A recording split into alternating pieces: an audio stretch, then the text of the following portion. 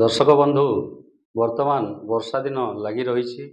ମଣିଷକୁ ଅନେକ ପ୍ରକାର ସଂକ୍ରମଣ ରୋଗ ହେବାର ସମ୍ଭାବନା ଥାଏ ଏହି ବର୍ଷା ଦିନରେ।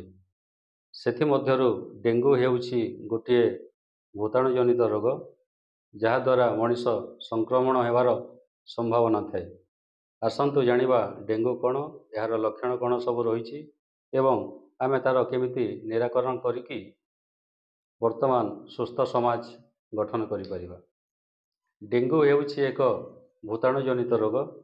4 ପ୍ରକାର ଡେଙ୍ଗୁ ଭୂତାଣୁ ମଧ୍ୟରୁ ଏଡିସ୍ ଏଜିପ୍ଟି ନାମକ ଡେଙ୍ଗୁ ଭୂତାଣୁ ଆମକୁ ସଂକ୍ରମଣ କରିଥାଏ।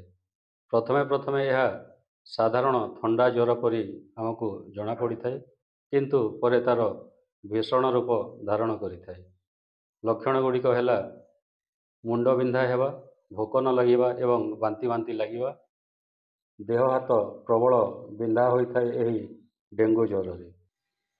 ଡେଙ୍ଗୁ ଜ୍ୱରକୁ ଯଦି ପ୍ରଥମେ ଟ୍ରିଟମେଣ୍ଟ କରାନଯାଏ, ଏହା ଡେଙ୍ଗୁ ହେମୋରେଜିକ୍ ଫିଭରରେ ପରିଣତ ହୋଇଥାଏ, ଯାହାକି ସିଭିୟର ହେବାର ସମ୍ଭାବନା ଥାଏ। ଏଥିରେ ଇଣ୍ଟରନାଲ ବ୍ଲିଡ଼ିଂ ହେବାର ସମ୍ଭାବନା ଥାଏ। ନାକରୁ ଏବଂ ଦାନ୍ତ ମାଢ଼ିରୁ ରକ୍ତ ପଡ଼ିଥାଏ।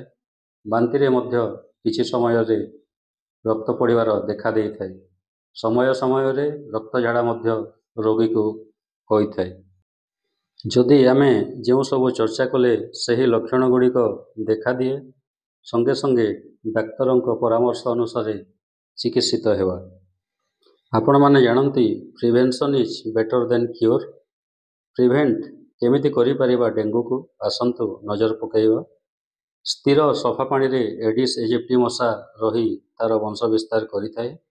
ଘର ଆଖପାଖରେ ଥିବା ପଚାସଢ଼ା ପତ୍ର, ଟାୟାର ଯେଉଁଗୁଡ଼ାକ ପୁରୁଣା ରହିଯାଇଛି, ଫୁଲକୁଣ୍ଡରେ ପାଣି ଜମିବା ଦେବା ନାହିଁ। ନାଳ ନର୍ଦ୍ଦମାରୁ ଜଳ ନିଷ୍କାସିତ ବ୍ୟବସ୍ଥା କରିବା।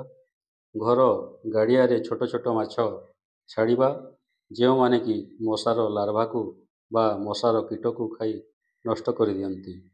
ଜୋତା ପିନ୍ଧିବା, ଫୁଲ୍ ସାର୍ଟ ପ୍ୟାଣ୍ଟ ପିନ୍ଧି ଶରୀରକୁ ଘୋଡ଼େଇ ରଖିବା ସବୁବେଳେ। ମସ୍କିଟୋ ରିପେଲେଣ୍ଟ କ୍ରିମ୍ ଏବଂ ଲୋସନ୍ ବର୍ତ୍ତମାନ ମାର୍କେଟରେ ଉପଲବ୍ଧ ଯେଉଁଗୁଡ଼ାକ ଅଛି, ତାହା ବ୍ୟବହାର କରିବା। ମସ୍କିଟୋ ନେଟ୍ ବା ମଶାରୀ ବ୍ୟବହାର କରିବା। ମସ୍କିଟୋ କୋଏଲ୍ ବ୍ୟବହାର କରିକି ଆମେ ମଶା ଦାଉରୁ ରକ୍ଷା ପାଇବା। ଡେଙ୍ଗୁ ପ୍ରିଭେନ୍ସନ୍ ମେସେଜ ଅନ୍ୟ ସାଙ୍ଗସାଥୀ, ସହୋଦର, ପଡ଼ୋଶୀ, ବନ୍ଧୁବାନ୍ଧବଙ୍କୁ ଫରୱାର୍ଡ଼ କରି ଆପଣ ସୁସ୍ଥ ସମାଜ ଗଠନରେ ସହାୟକ ହୋଇପାରିବେ।